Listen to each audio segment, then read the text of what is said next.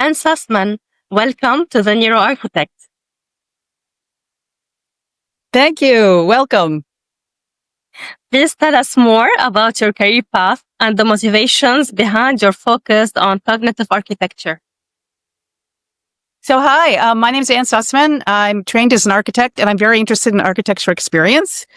I lived in Paris for 5 years in my 20s, and I would watch Americans only hang out in the old parts of Paris, never in the new parts. And that got me really interested in understanding why they were doing that. So then I went to architecture school, and they never talked about human experience.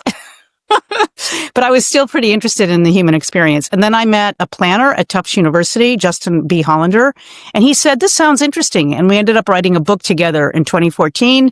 The second edition came out in 2021. And it's all about how evolutionarily we're preset for us to survive, to respond to very specific things and look for specific things in the built environment. And traditional architecture gives us to easily connect and feel at our best. And modern architecture never does. And, or rarely does. And so that's what I was seeing in Paris, over 30 years ago, that the Americans biologically could connect to old parts of Paris and they can't connect to La Tour Montparnasse or the new parts because non-consciously the brain simply can't. And then the other big idea was, well, why did that happen? Why was architecture for hundreds of years, centuries? Why will you connect to it so easily? And I couldn't understand that. And then you start understanding what happened in the 20th century. You have to understand war. War gave us our world. And in the 20th century, the first 50 years of the 20th century, it was devastating. World War I, 20 years later, World War II, millions and millions of deaths. And a need, new industries got developed because of the war. And then so a need to recreate, to start from fresh and start a new way of thinking. And that's also led to modern architecture. And that's what happened. And then you learn too that some of the science is very new. Words like post-traumatic stress disorder, post-PTSD wasn't even a word doctors knew until 1980. Mm-hmm. And you realize modern architecture becomes blank and kind of soulless. Why? Well, because the people who came up with it, like Walter Gropius, Richard Neutra, Mies van der Rohe, they were German World War I soldiers. They had post-traumatic stress disorder. And so their modern architecture is a direct expression of the trauma of the World War I trench. I presented that at a medical conference in Boston in 2019. I got no pushback. And so that's the thing. Because of the siloization in academia, doctors understand PTSD. Architects aren't trained about it. In America, at least, there's no mandatory biology or psychology course to get a master's or a bachelor's or a license to practice architecture. So this happens all over in academics where things get siloized. I had the same problem when I was trying to tell the professionals and tell the audience that it must be blend. Some people were very interested, but then the funding wasn't like something that was going to be provided, like, okay, we're not going to fund this type of research. Whereas, the first thing I thought of was, treating PTSD through the lens of architecture. And I was saying that it was very important, especially in our area here in the East. And now you're saying the World War I and II, which is also like touched the West. And you were saying also something very important, that the Americans were connecting with the French traditional or historical or architecture of heritage. Whereas we can see that the US is quite new. So they were not connecting with an architecture that they grew up with. But then why this connection? Right. It's a very interesting rush to be modern. And it happens in all kinds of areas, not realizing that it doesn't really fit what we need to see. We see that everywhere. The poster, that I presented at a medical conference in Boston. It's just really interesting how when I showed pictures, Walter Gropius's house, he founded the Bauhaus in 1919. In the 1930s, Harvard invited him to teach at the design school. And they wanted him to live in Cambridge. He said no. He wanted to live on a remote apple orchard 10 miles away, and he built his house there, a modern house. And I show pictures of the house to a professor at Harvard Medical School, and he said, "Oh yeah, every image is PTSD." So, the professors of architecture school don't know that Walter Gropius is really only showing. They don't realize that the design is a connection between mind and brain and external reality. It's together. And when you have PTSD, you do see the world differently and you do design differently. And whereas the medical professions realize that, the architectural profession, in modern architecture, you're taught tabula rasa, the mind's a blank slate. It doesn't matter. Just be creative. That's not true. That's not how it works. And what's amazing to me, especially in the 21st century, is how the business world studies biology. So now in the United States, in Massachusetts, 3 business schools in Massachusetts, they have eye tracking labs, measuring facial expressions, sweat gland response. It's amazing because they need to know exactly your response. When you smile, Maria, do you smile when you see the ad or not?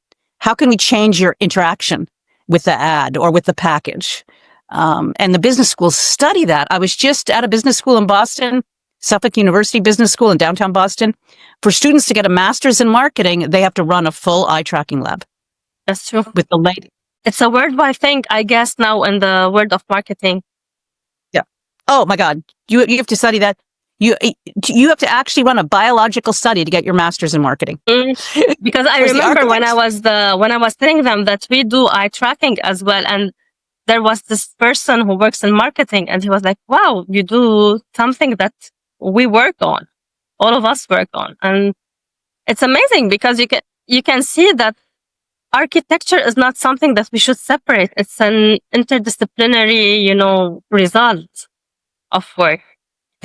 Maria, that's exactly it. We shouldn't separate it. But we did separate it, and then you understand why it happened. Again, when you study post-traumatic stress disorder and trauma,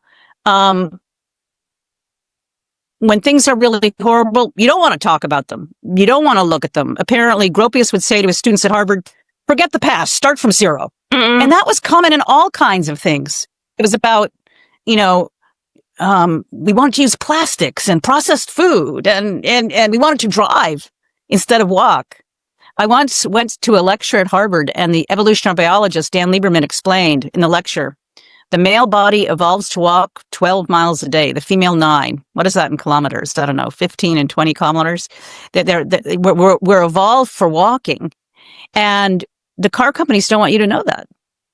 So one reason there's declining longevity in the United States and 40% of the people are obese, 70% overweight, is they don't walk enough because we've designed 20th century America only for cars. Yep. So what you're touching on is exactly two subjects that are the first subjects I worked on, the PTSD and obesity. I published research about it, and I took as a case study Beirut. It's exactly what happened. There was a war, and the decision makers were like, turn on the page of the past. We want to build something new, and people. Yeah, we're going to start over. Forget the past. But that's also a PTSD response. Yeah. People felt disconnected. And until now, that's when they remember the past, they are attached to that past and they don't know why. It's because this is where they were finding themselves. This is where they found some kind of security.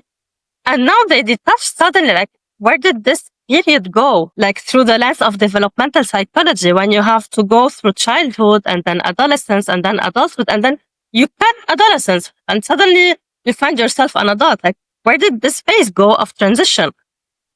And so you cannot detach people from, first of all, the biological part of them, which is like they're meant to walk.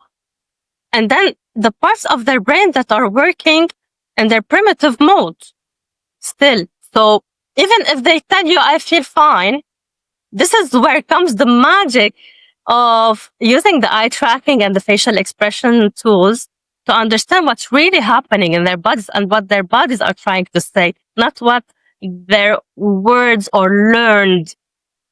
collectively words to say to adapt. Yeah. And good designers need to understand that.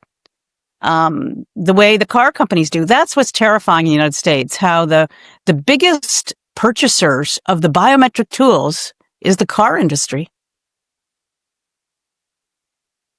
It's absolutely frightening, the automotive industry. The lead designer for Lincoln, it's a big car in the United States, right? He was told that because of COVID, he had to come up with a new design idea. So you know what he said? He said, okay, when you get into the new Lincoln, you will feel hugged by your mother. That's how car designers think. You'll feel so secure, so cozy, you'll want to sit there and buy a car you weren't even thinking about driving. They really understand that we're a feeling creature that thinks. So architects aren't taught that. So they don't know they're building fundamentally inhumane spaces, particularly the external spaces of the buildings. Speaking about security, I remember you talked about the importance of corners and, some measures to take architecturally wise to feel like secure. Can you tell us more? Yeah, edges. You need edge conditions. In Europe, old streets in Europe or old streets in Greece, you see it. Narrow streets, consistent edge conditions. You feel very secure. So Americans go to Europe and they say, wait a minute, I don't even speak Greek, but I feel so good here. It makes no sense. Makes perfect sense because non-consciously it's feeding the brain what it needs to feel to make you feel secure and you belong there. Whereas modern architecture, it's creating streets where you feel, I don't want to be here. I better jump in my car and drive away. And that really hurts because we're a social species. We're meant to be drawn together. We're meant to be together. Exactly. And when you see that people tend to sit and drink coffee or, chat in this sidewalks, especially in this kind of streets. Yes. And not on the wide streets. No, not on the wide streets with so many cars and with blank building facades. And just, the whole design sense in modern architecture doesn't understand human biology, but it was created by people who had damaged biology. There's a great book here to understand what happened. You might have heard this, The Body Keeps the Score by Bessel van der Kolk. Yep. It's a New York Times bestseller. It came out in 2014. And it's all about how we didn't study trauma. We have to study trauma, and trauma changes the body and how to heal from trauma. But you have to acknowledge it's there. And in the 20th century, we didn't. I mean, my dad would say to me, I remember, he was like 14 when World War II happened. He would say to me, even if you have a wooden leg, you have to learn to dance. It was all about, you just don't even look at it, And this book is about, no, you have to look at it. It goes into families for 3 generations. Trauma is real, and trauma, you can recover from it. You can acknowledge it and heal. And that's just a whole new way of thinking. And this kind of trauma, so there's this kind of trauma that gets passed, through DNA, and it's confirmed scientifically. Yep. And then you have this kind of trauma that, like, when you hit yourself, so it's not only the emotional shock of a situation, it's also when you hit yourself, when you fall. And this is where your fascia is disturbed.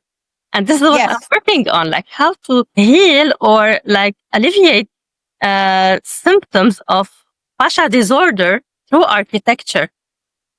Right. So, fascinating. I mean, even the words post-traumatic stress disorder, even the way of talking about it is new.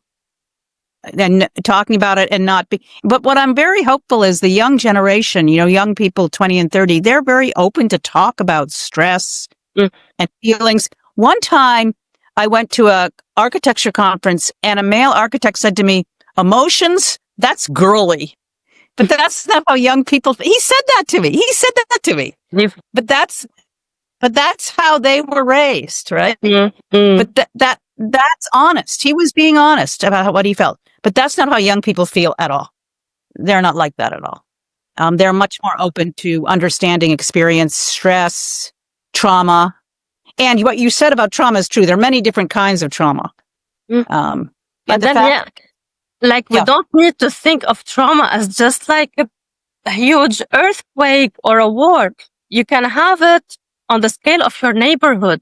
if things are like the buildings are chaotic, the street is not clean, the configuration is not like according to what your eyes are meant to see and your senses are meant to feel, and it's disturbing the climate, the weather. So this also is a shock to the body. It feels insecure. Yeah, it's exactly right. That's so true. But there's more. Yeah, and there's growing understanding about that. They now know that if you live in a house next to a highway, they can predict your lower longevity. Mm-hmm. And then there's a great article in the New York Times that came out in 2023. I can send it to you. It predicts that what happens is they thought, oh, people will get used to living next to a busy road. No, your body doesn't get used to it. It keeps setting out more stress hormones. You're more likely to get swollen things. You're more likely to get, autoimmune problems. You're just more likely they know you will live less long, more likely to get heart disease, more likely to have a heart attack because your body doesn't get used to the continuous sound of the street. I don't understand, why do we need to have to live or to adapt to something completely new, whereas we're comfortable with what we had? Why do we need to change? I don't understand why we need new models of design of cities or of spaces to live, whereas we had a model where the human body was feeling comfortable. But the reason is because of war. Because society collapsed after World War I, 20 to 30 million deaths. 20 years later, World War II, 60, 70 million deaths. Spanish flu, 1919. mass death of the arts and crafts class.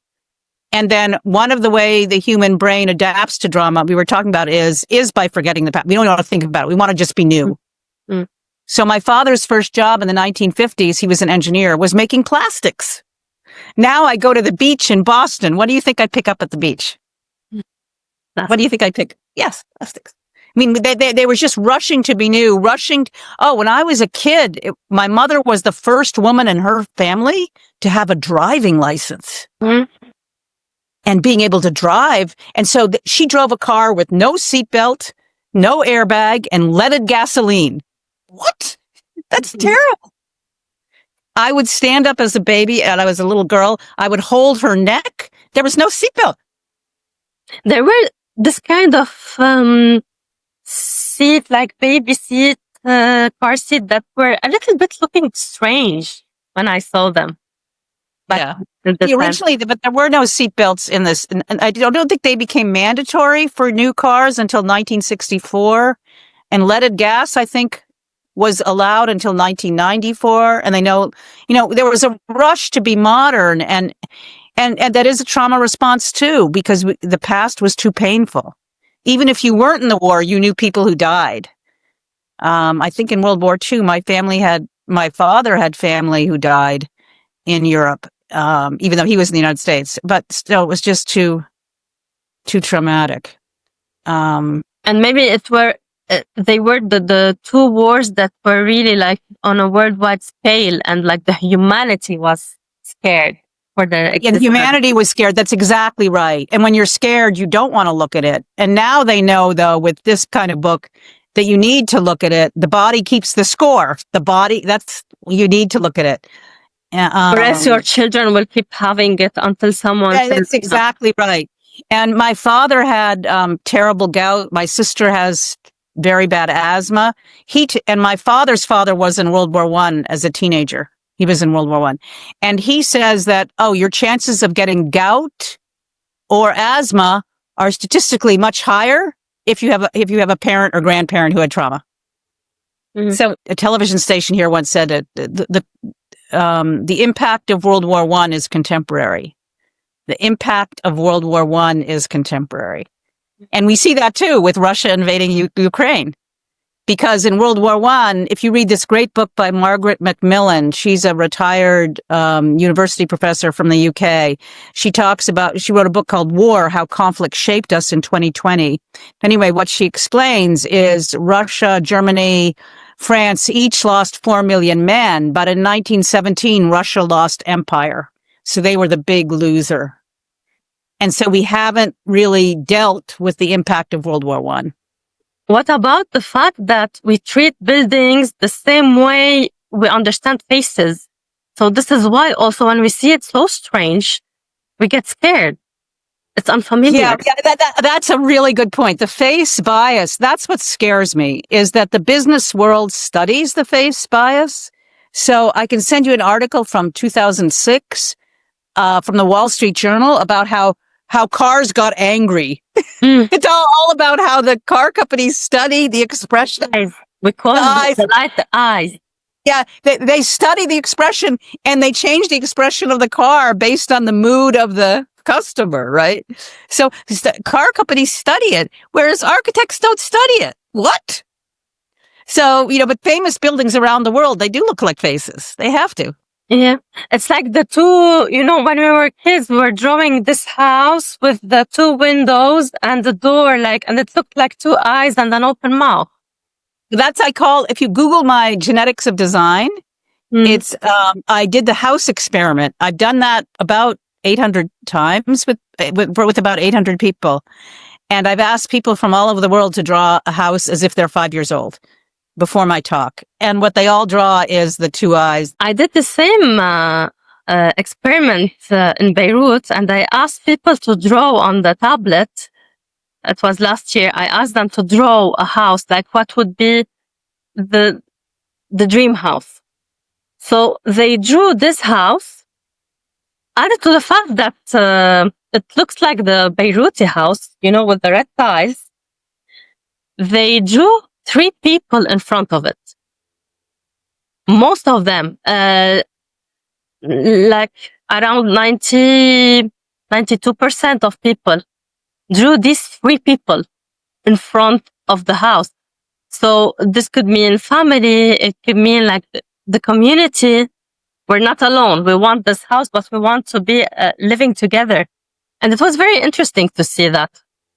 Yeah, that's what I saw too. If you Google it, I could show it to you now if you want. It's on my website, Genetics of Design, the house experiment. I call it the house experiment. And I've done it with about 800 people. And I've done it for about 5 or 6 years now. And it's just amazing. It didn't matter where they come from. I could show it to you right here if you want me to show it to you. I can share my screen and show it to you. Here, I'll show it really. It's just amazing because we're never taught this either. I think I need to do a book about this. I think we were taught most just to get this, wow, what an effect, what a shape. It's like just to have this kind of satisfaction or gratification for a project more than maybe a storytelling. Depends on each school of architecture. Yeah.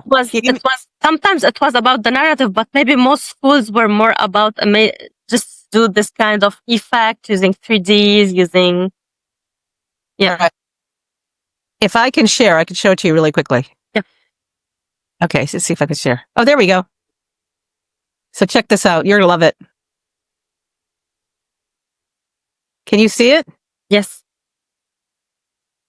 Exactly. This is the house exactly for all of us all around the world. So look at this. Turkey, India, Italy, Spain, Zambia, China, Serbia, Russia. I will send you the ones of Beirut as well. Oh, that sounds wonderful. I'd love to see it. And what's interesting, then I started realizing people often add a tree. Exactly, the tree. And I didn't tell them. I said, draw a house. And on their own, without me saying anything, they added a tree. And I thought that was really interesting. And that's because I think we grew up in the forest and we feel at home around trees. Oh, and then this was Morocco. Look at this. Yeah, interesting. And this is Saudi Arabia and Puerto Rico. Opposite sides of the world, exactly the same. Almost exactly the same. Isn't that wild?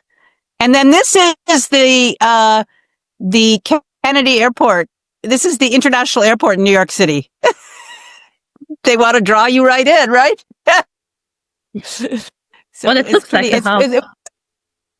Yeah, it looks like a house. It's the same. And so we know that's like that because you know why they're doing that? Because there's a figural primitive. There's a template for the face upright by the 3rd trimester in utero. They project pictures of faces through the uterine wall of pregnant women in their third trimester, and the fetuses respond to the upright, not the upside down face. Very interesting. Isn't that? So that if you read the book, Eric Kandel, The Age of Insight, he explains that, that the template for the face, but he explains really well. And I used his book to write my first book. More of the brain is devoted to face perception than the perception of any other visual object.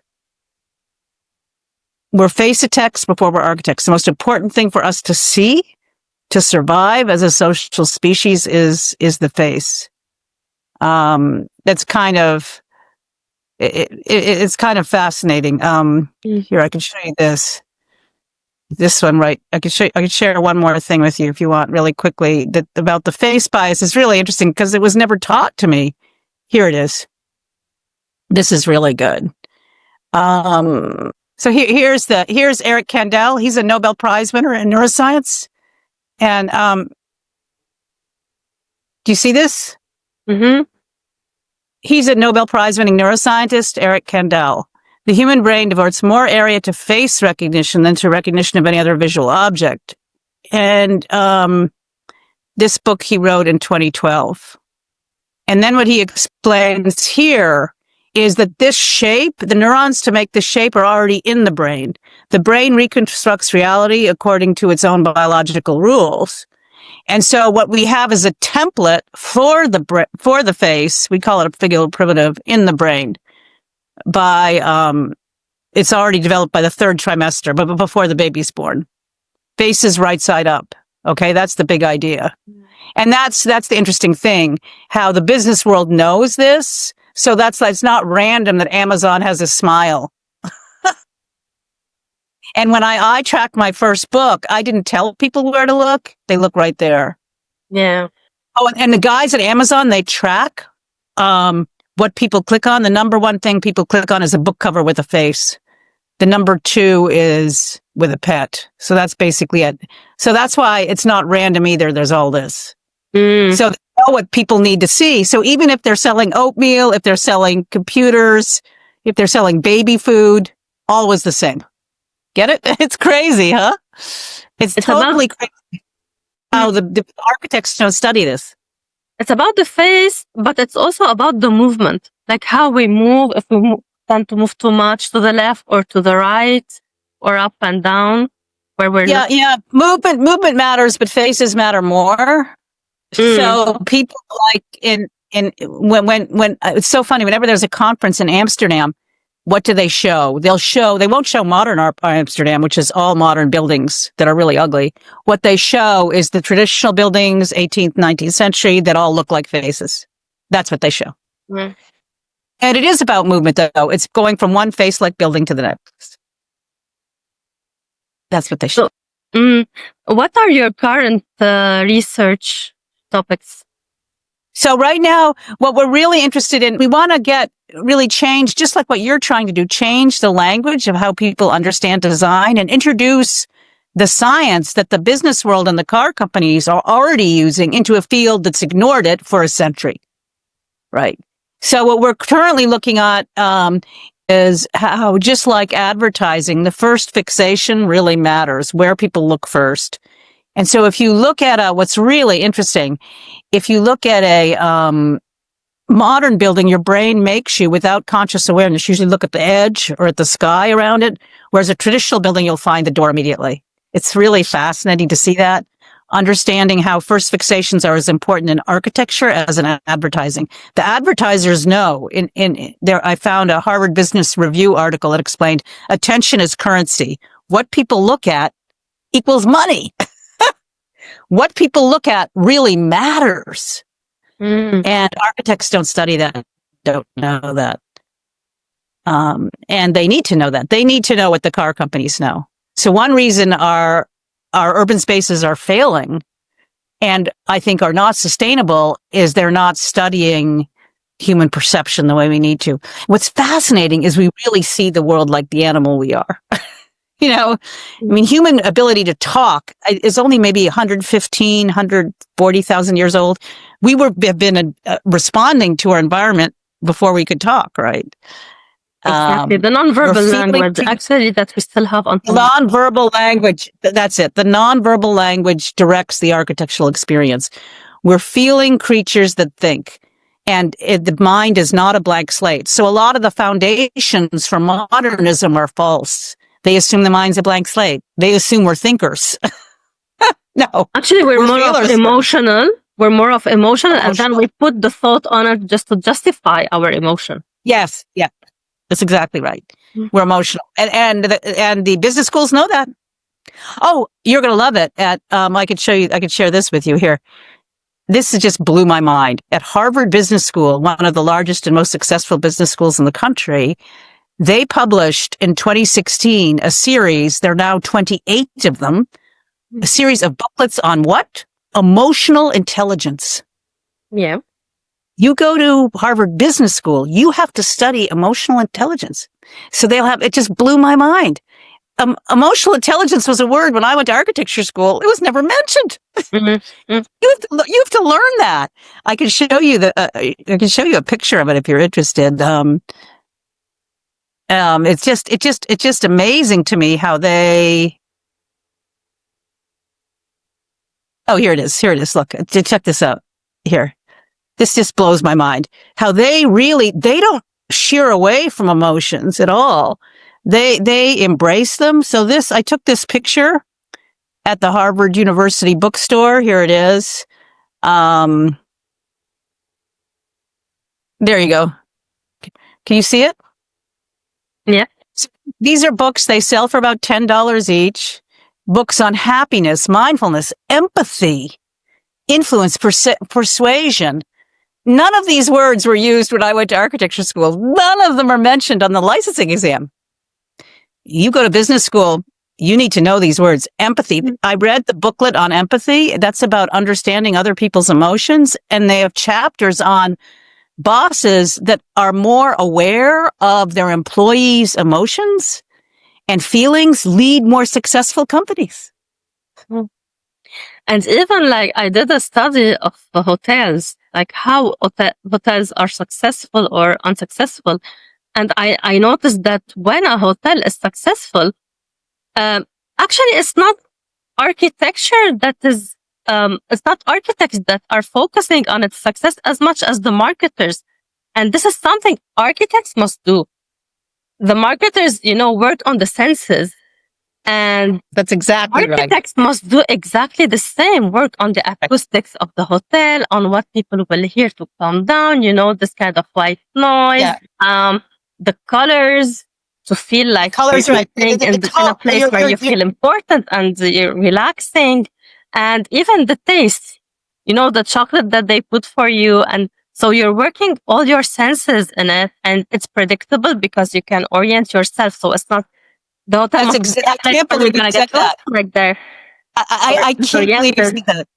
Yeah, that's exactly right. And often I find I was just in a newly built museum in Greater Boston yesterday, and it was so disorienting because I didn't know which way to go in the museum because it was a modern museum or a modern edition.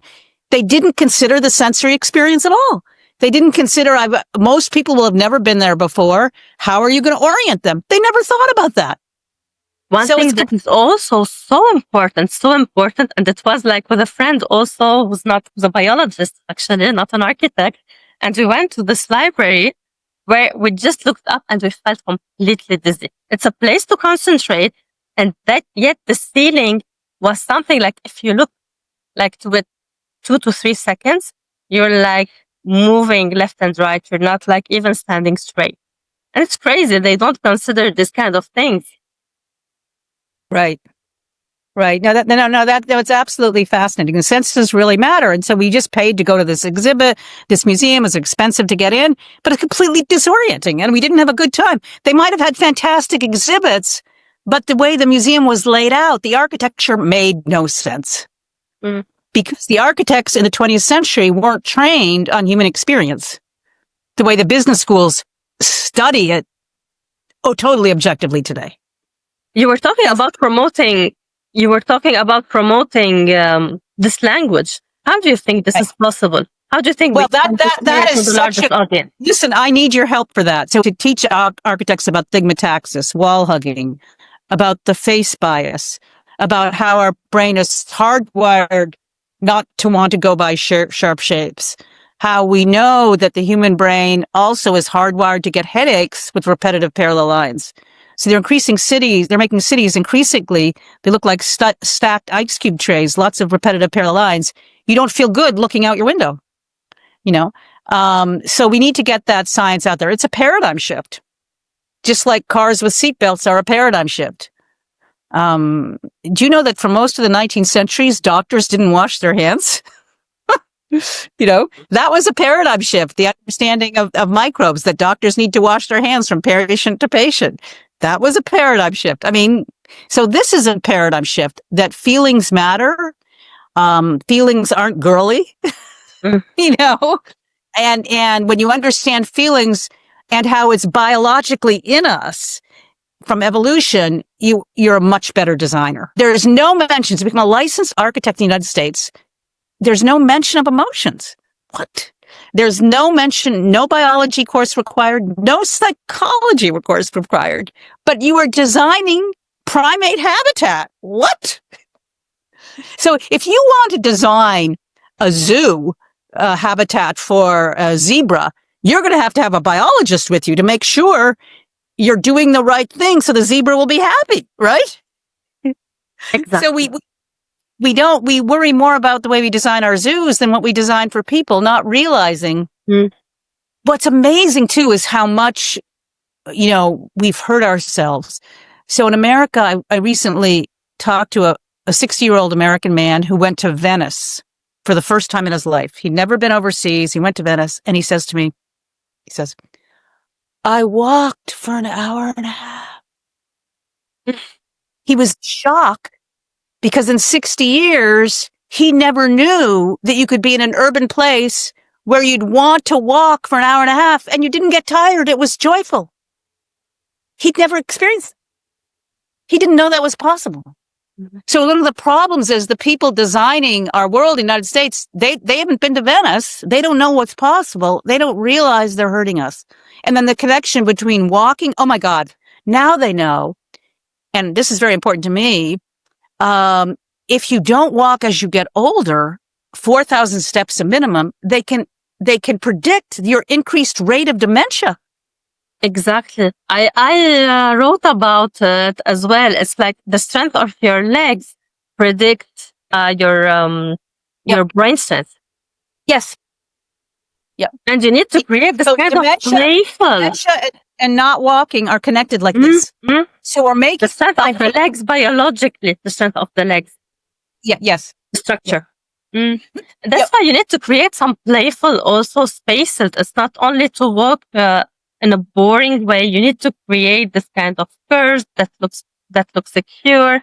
You need to create green spaces. You need to have this kind of ramps and maybe some stairs, some playful, things around you also to feel motivated to walk, not only secure. Yes, motivated to walk. So that was it. Here he is. He doesn't know any Italian, but he's motivated to walk a mile and a half. Any final thoughts you'd like to share with us? Well, I think this has been great that you're getting the ideas out there. It is a paradigm shift. We can't do it alone. We have to work together. I'm glad you're doing a study with us.